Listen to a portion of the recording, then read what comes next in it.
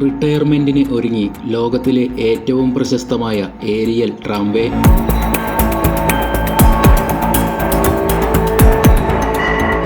അമേരിക്കയിലെ ആദ്യത്തെ ആകാശ ട്രാംവേ കൂടിയായ കാനൺ മൗണ്ടൻ ഏരിയൽ ട്രാംവേയാണ് 45 വർഷത്തെ സേവനത്തിന് ശേഷം പ്രവർത്തനരഹിതമാകുന്നത്.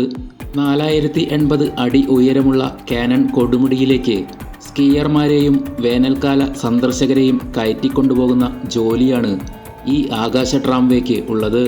അവസാന ദിവസത്തെ പ്രവർത്തനങ്ങളിൽ ഒരു വിരമിക്കൽ പാർട്ടിയും ഉണ്ടാകും.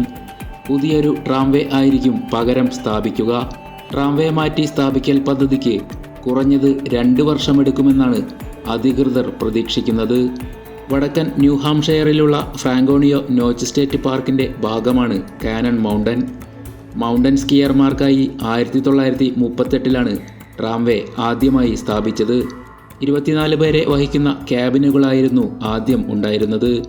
യാത്രക്കാരുടെ ശേഷി ഇരട്ടിയിലധികം വർദ്ധിപ്പിക്കുന്നതിനായി 1980 ഇപ്പോഴത്തെ ട്രാംവേ മാറ്റി സ്ഥാപിച്ചത്. ഇതിൽ 80 പേരെ കൊണ്ടുപോകാൻ കഴിയും. ദിവസവും രാവിലെ 9 മുതൽ വൈകുന്നേരം 5 വരെയാണ് ട്രാം സർവീസ്. ഈ വർഷം ഒക്ടോബർ 26 വരെയാണ് പ്രവർത്തനം.